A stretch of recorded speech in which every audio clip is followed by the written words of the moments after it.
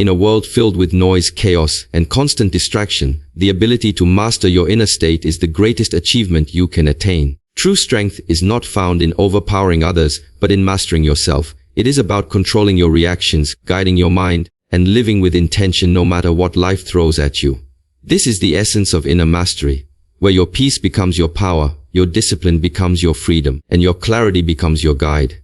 Inspired by the teachings of Shi Heng Yi, this speech will show you the 6 essential principles that can transform the way you live, think, and respond to the world. There is a common belief that others make us angry. We say, "He made me upset," or "She ruined my day." But this is an illusion, a story we tell ourselves to justify the storm in our hearts. The truth is simple yet uncomfortable. No one can make you angry without your permission. Anger is not something injected into you by another person. It is something that rises from within, triggered by how you interpret their actions. And interpretation is a choice. Imagine you are holding a cup of water. Someone bumps into you and the water spills out. Why did water spill? Because that is what was inside the cup. In the same way, when life bumps into you, when someone insults you, ignores you, or treats you unfairly, what spills out is whatever is already inside you. If anger spills out, it's because anger was already in you. This is not a reason to feel guilty, but it is a reason to take responsibility. You cannot control the bump, but you can choose what you fill your cup with.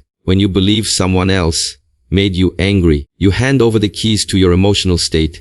You make your peace dependent on their behavior, their mood, and their words. This is dangerous because people are unpredictable. One person can praise you in the morning and criticize you in the afternoon. If your inner state rises and falls with their treatment, you will live as a slave to circumstances. But if you take back those keys, you choose when to open the gates to anger and when to keep them closed. Taking responsibility for your anger does not mean letting people treat you poorly. It means you choose how to respond. Anger is often a knee-jerk reaction, born from the mind's instinct to defend itself. But defense does not always require fire. Sometimes the most powerful defense is calmness. A calm mind can see solutions that an angry mind cannot. Anger narrows your vision, calmness expands it. The first step to never letting anyone make you angry is awareness. Watch your emotions like you would watch clouds moving through the sky. The next time someone says something offensive, pause and notice what is rising inside you. Ask yourself, what am I feeling? Why is this bothering me? Often, you will find that the root of your anger is not the person's words, but a story in your mind, perhaps a belief that you are being disrespected, misunderstood, or treated unfairly.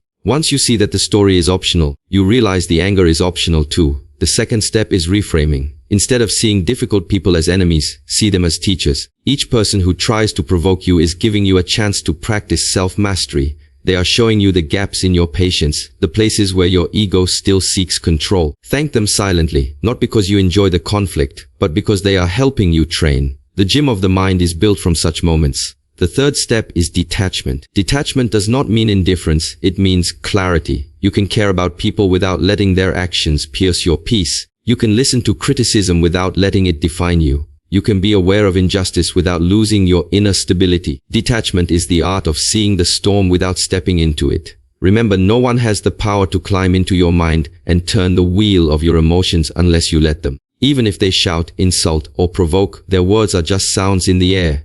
It is your mind that gives them meaning.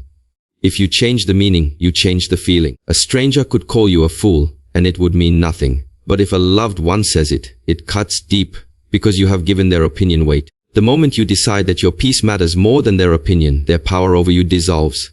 Some people believe that not getting angry means weakness. This is false. Anyone can explode in rage. That takes no skill. True strength is keeping your mind steady when every part of you wants to react. It is easy to punch back when hit. It is far more powerful to stand unmoved, to let the blow pass through you without leaving a mark. That is not weakness, it is mastery. Consider the mountain. The wind howls, the rain falls, lightning strikes, but the mountain does not bow. It remains silent and immovable. This is how you must train your inner self. The storms of words and actions will come, but you stand firm, knowing that the weather is temporary and the mountain is eternal. To reach this level, you must practice daily. Begin with small irritations. The slow driver, the rude cashier, the careless comment. Treat each as an opportunity to build your strength. Breathe, pause, ask yourself, will this matter tomorrow, next week, in 5 years? Most of the time the answer is no. Why trade your peace for something so small? Over time you will notice a change. Things that once triggered you will no longer stir you. People will wonder why you are so calm, why you are so unshakable. And you will smile, Not because you have removed all problems from your life, but because you have removed their power to disturb you. The ultimate freedom is not doing whatever you want. It is being free from the control of others over your emotions. And this begins with the simple truth: no one can make you angry without your permission. The next time someone tries, remember, you hold the keys. Decide who enters, decide who stays, and above all, decide that your peace is worth protecting. Every human being you meet is carrying an invisible bag filled with their past experiences, beliefs, fears, and wounds. When they speak, act, or react, they are pouring out what is inside that bag. This is why their behavior says far more about them than it does about you. When someone is rude, dismissive, or unkind, they are not revealing the truth about who you are. They are revealing the truth about who they are. Imagine walking through a marketplace where every stall sells something different. One stall is filled with flowers, another with weapons, another with books. If you walk past the flower stall, you receive the fragrance of roses. If you walk past the weapon stall, you see sharp blades. What you encounter depends on what the stall owner has chosen to fill it with.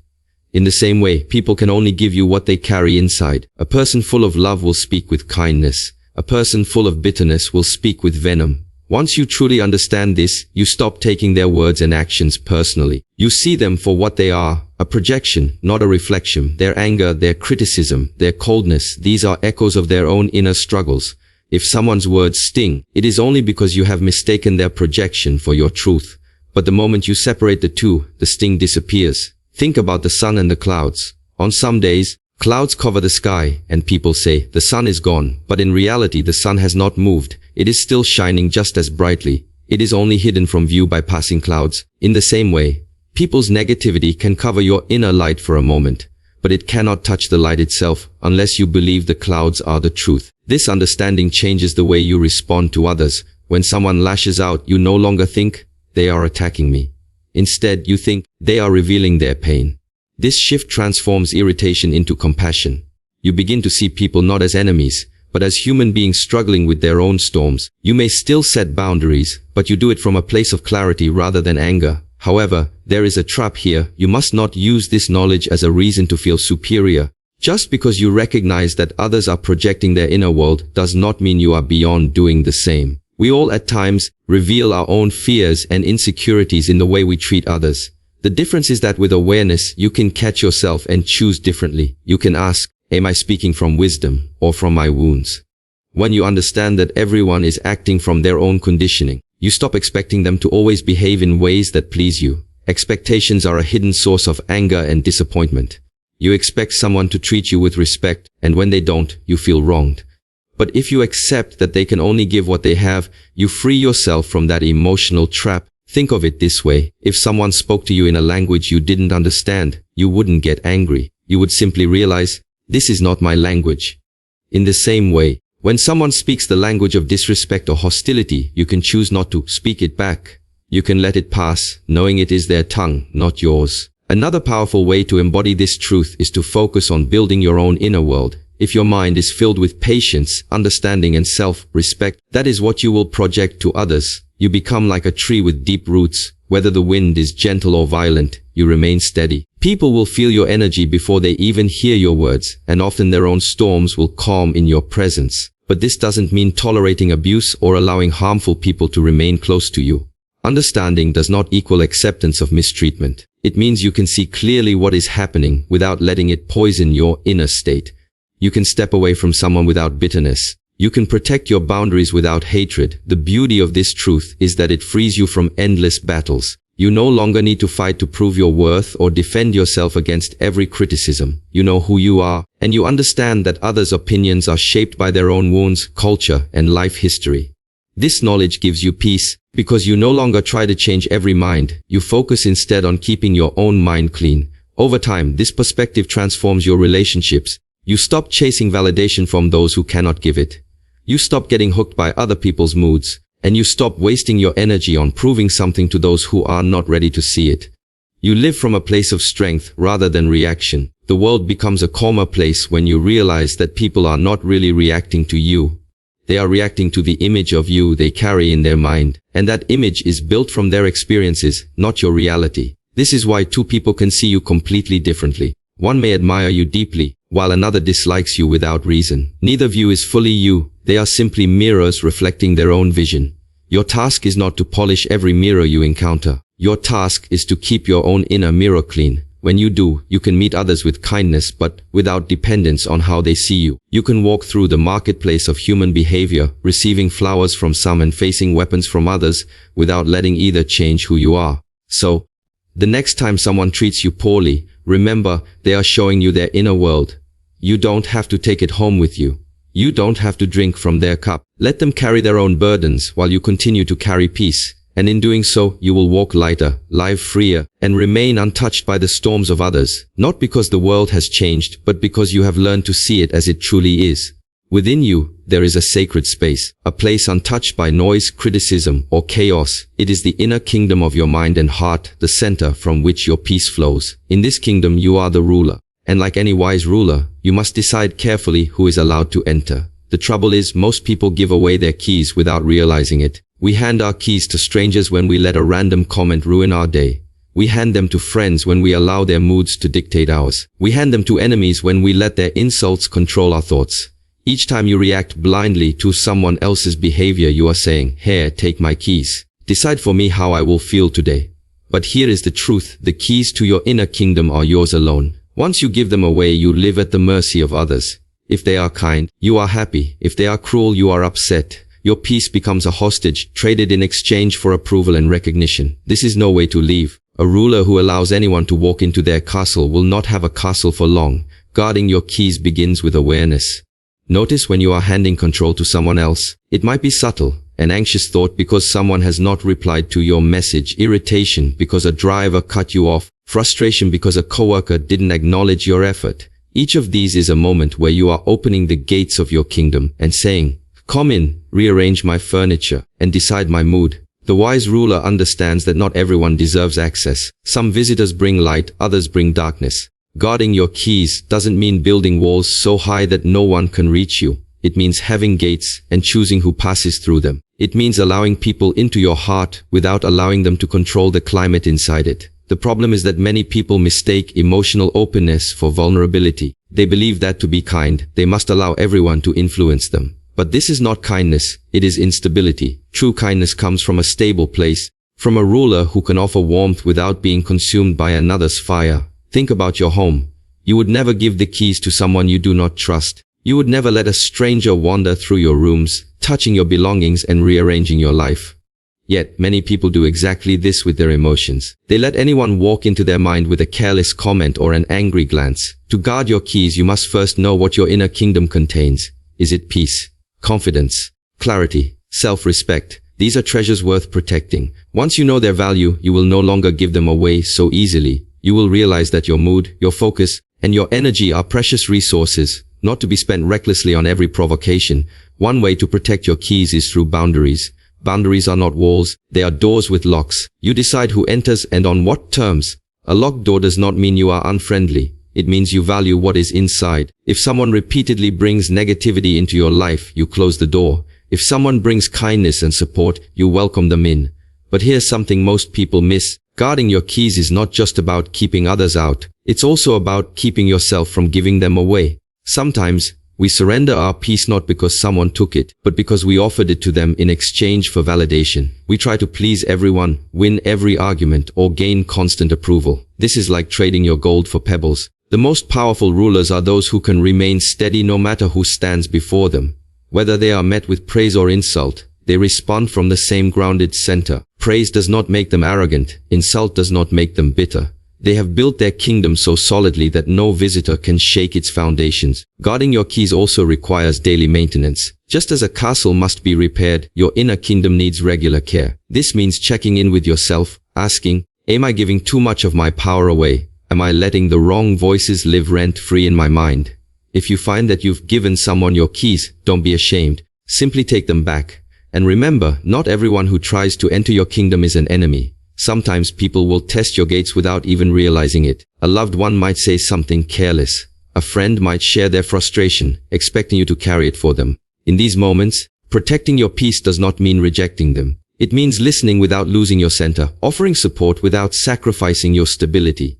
Over time, as you guard your keys, people will notice something different about you. They will see that your mood does not swing with the opinions of others. They will see that you are calm even when provoked, steady even when challenged, and this steadiness will not only protect you, it will inspire others to guard their own keys as well. The truth is, your inner kingdom is your most valuable possession. Without it, you are at the mercy of every storm, every criticism, every change in the weather of life. With it, you can walk through the world unshaken, offering kindness not because you need it in return, but because it flows naturally from the peace you protect within. So hold your keys firmly, guard them with wisdom. Give them only to those who have earned your trust, and never to those who would use them carelessly. And most importantly, remember that you are the ruler of your inner kingdom. No one else can govern it unless you invite them to. When you live this way, you will find that the world becomes far less chaotic, not because it has changed, but because you no longer let it into places it doesn't belong. Your gates remain strong, your walls are steady, and your heart is at peace. The surface of the ocean is restless. Waves rise and fall, whipped by wind, stirred by storms, sometimes calm, sometimes violent. If you float only on the surface, you are at the mercy of every gust of wind, every passing boat, every sudden change in the weather. But dive deep, just a few meters beneath, and you enter a world of stillness. No matter how wild the surface becomes, the depths remain calm, silent and steady. Your mind is just like the ocean. The surface is your immediate reactions, your thoughts, emotions, and impulses that are stirred by daily events. These surface waves are where most people live. A careless comment creates ripples. A small insult becomes a swell. A piece of bad news becomes a storm, and because they are trapped on the surface, they are constantly thrown from one wave to another, never finding stability. But deep within you, there is a place untouched by the chaos above. It is the depth of your being, the place where your awareness rests when it is not caught by every passing disturbance. In this depth, there is clarity, patience, and peace. To live in the depth of the ocean is to anchor yourself here, no matter what happens at the surface. This does not mean ignoring the waves. The waves are part of the ocean. You cannot pretend they don't exist. It means seeing them without being thrown around by them. When a difficult situation arises, the surface of your mind may ripple, but your deeper self remains unmoved. You can respond with clarity instead of reacting with panic or anger. Think of someone who cuts you off in traffic. On the surface, the waves rise. You feel the impulse to honk, shout, or get frustrated. But if you have learned to live in the depths, you take a breath and that impulse dissolves before it takes hold. You see it for what it is, a brief disturbance in a vast sea, and you let it pass. The challenge is that most people do not realize there is a deeper level to their being. They think they are the waves. They identify with every thought, every emotion, every surge of feeling. But you are not the waves, you are the ocean. The waves are temporary, you are not. Living in the depths requires practice. It begins with awareness. The next time you feel yourself getting pulled by a wave of anger, frustration, or fear, pause and notice it. Instead of immediately reacting, ask yourself, am I on the surface right now? Can I drop deeper? Even taking one conscious breath can begin that descent. Another way to train is through stillness. Set aside time each day to sit quietly without distractions. Imagine your thoughts as waves, coming and going. Instead of chasing them, sink beneath them. At first, it will feel difficult. The surface will call to you, demanding your attention. But with practice, you will find it easier to rest in the calm beneath. Living in the depths also means not allowing the mood of the surface to dictate your whole experience. The surface may be stormy, but the depths remain untouched. You may be facing challenges, but that doesn't mean your entire inner world must be shaken. You can deal with problems while still carrying peace within you. This is why the most centered people seem unshakable. It's not that they have fewer problems or never face storms. It's that they live deeper than the storms can reach. They meet chaos with clarity because they are rooted in something more stable than passing circumstances.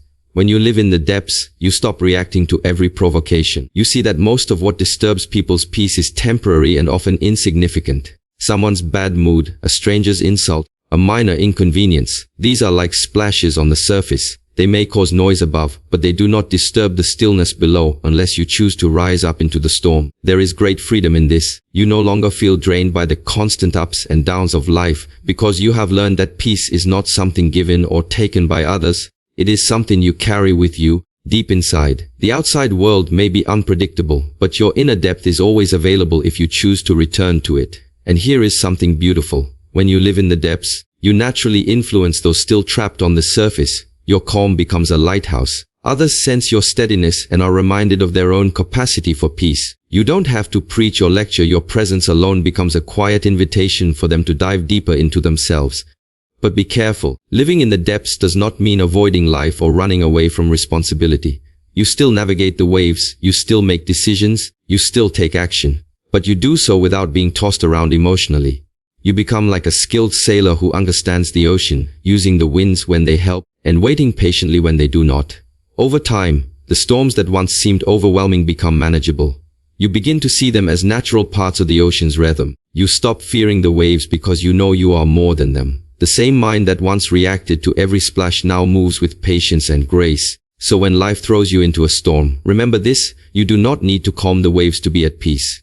You simply need to live deeper than the storm can reach. Dive into that stillness within you. Anchor yourself there, and let the surface dance as it will, knowing that in the depths, the ocean remains silent, steady, and free. From childhood, we are taught that power means influence over others, the ability to make them agree with us, obey us, or behave in ways we desire. But this is an unstable kind of power, because it depends entirely on the will of other people, and people, as you know, are unpredictable. They have their own minds, their own emotions, their own paths. You can never truly control them, not for long. The truth is, real power does not come from controlling others. It comes from controlling yourself. It comes from mastering your thoughts, your emotions, your actions, and your reactions.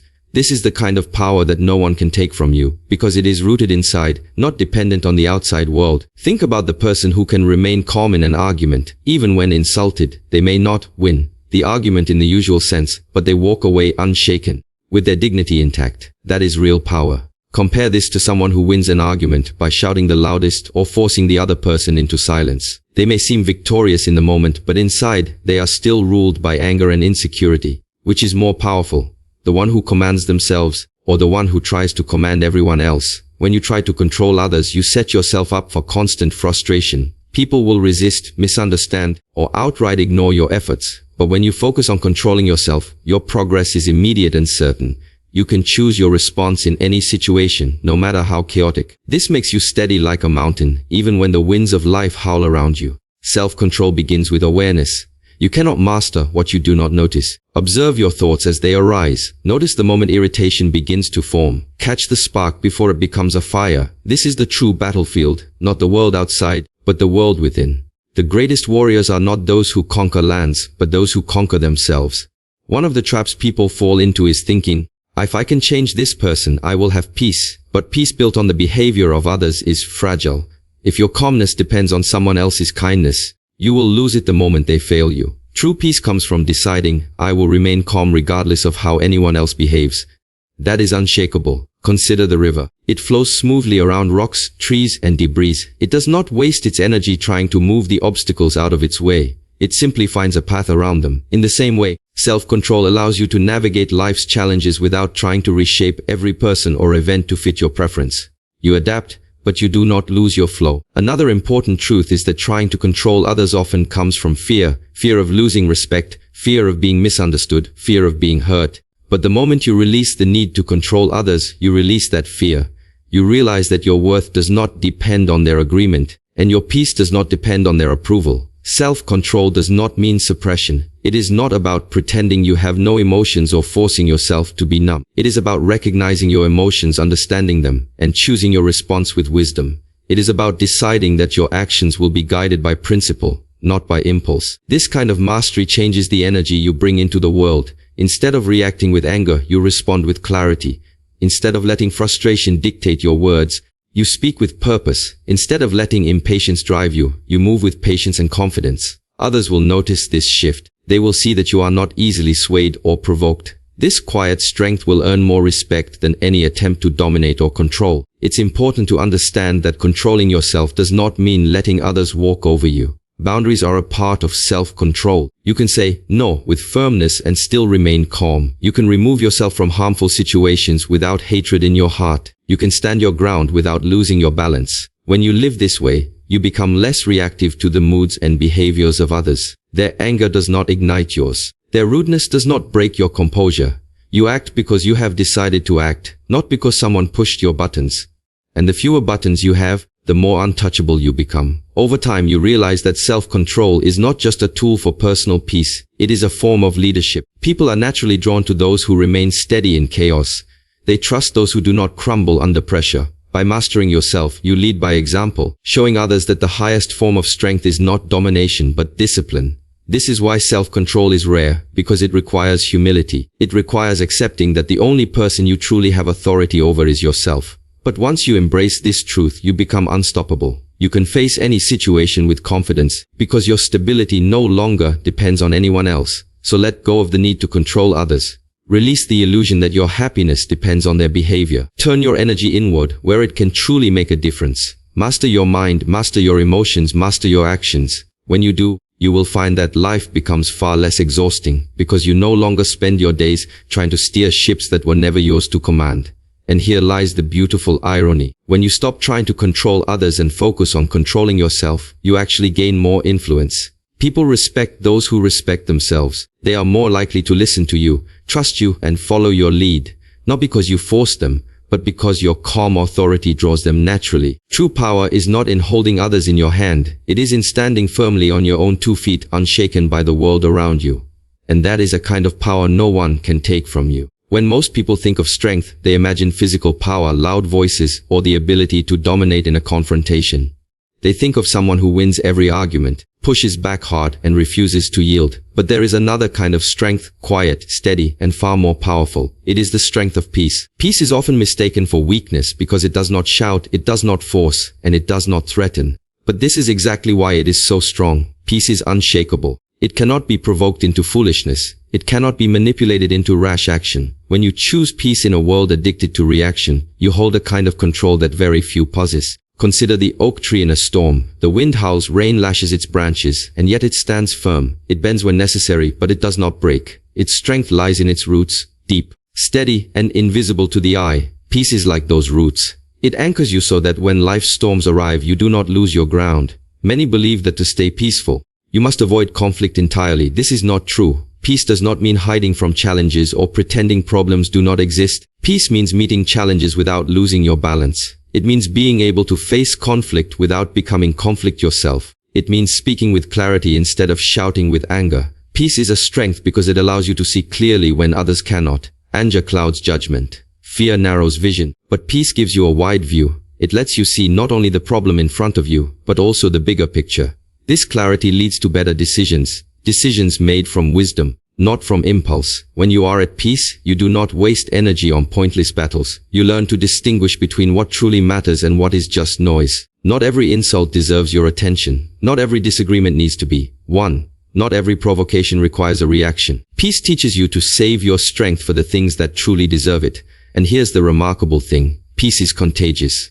When you remain calm in the middle of chaos, others feel it. Your presence becomes a stabilizing force. People instinctively trust those who do not panic, who do not explode, who do not crumble under pressure. In this way, your peace becomes not just your own strength, but a strength for everyone around you. But make no mistake, peace is not something you stumble upon by accident. It is cultivated, like a garden. And like any garden, it requires daily care. You must weed out thoughts that disturb your mind. You must plant habits that nourish your spirit. You must water your inner calm through reflection, patience, and awareness. The first step to cultivating peace is self-awareness. You must know what disturbs you and why. Is it certain people, certain words, certain situations? When you identify the triggers, you can prepare yourself for them. You can meet them with a calm mind instead of being blindsided. The second step is letting go of unnecessary burdens. Much of our disturbance comes from holding on to things we cannot control. Other people's opinions, the past, the future. Peace grows when you release these and focus on what you can influence: your thoughts, your choices, your actions in this moment. The third step is practice. You cannot expect to be peaceful in a storm if you never practice in smaller wins. Use daily irritations as training: traffic jams, long lines, delays, minor disagreements. Each time you respond with calm instead of frustration, you strengthen your peace. Each time you choose patience over anger, your roots grow deeper. Living with peace as your strength does not mean you will never feel anger or frustration. These emotions are natural, but it means you do not let them rule you. You feel them, acknowledge them, and then choose your response. You do not hand over the steering wheel of your life to passing emotions. Some will mistake your peace for passivity. Let them. They do not understand that it takes far more strength to remain calm under pressure than to explode in reaction. They do not see the discipline behind your silence, the control behind your steady voice, the courage behind your choice not to escalate a conflict.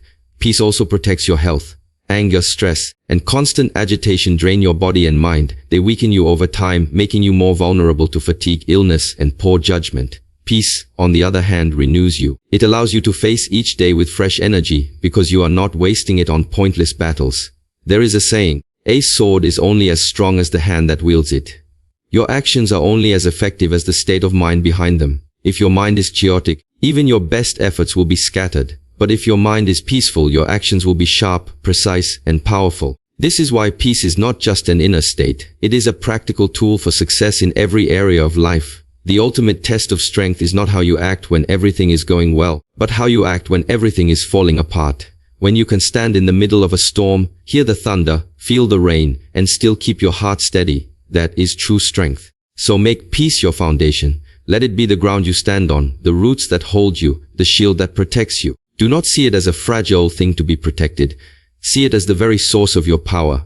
In time you will discover that peace is not the absence of struggle. It is the mastery of it. It is the ability to remain whole when the world tries to pull you apart. It is the quiet confidence that no matter what happens around you, you still hold the keys to your own mind, your own heart, your own life. And when you have this kind of peace, you will not need to prove your strength to anyone. Your very presence will speak for you. Life will never stop testing you, but every challenge is an opportunity to prove that you have built yourself on unshakable ground. When you live with discipline, clarity, patience, focus, resilience, and peace, you become untouchable, not because the world is easy, but because you are strong. The teachings of Shi Heng Yi remind us that mastery is not about controlling the outside world, it is about mastering the world within. And when you do that, no storm can break you, no opinion can shake you, and no obstacle can stop you. You will not just survive life, you will rise above it.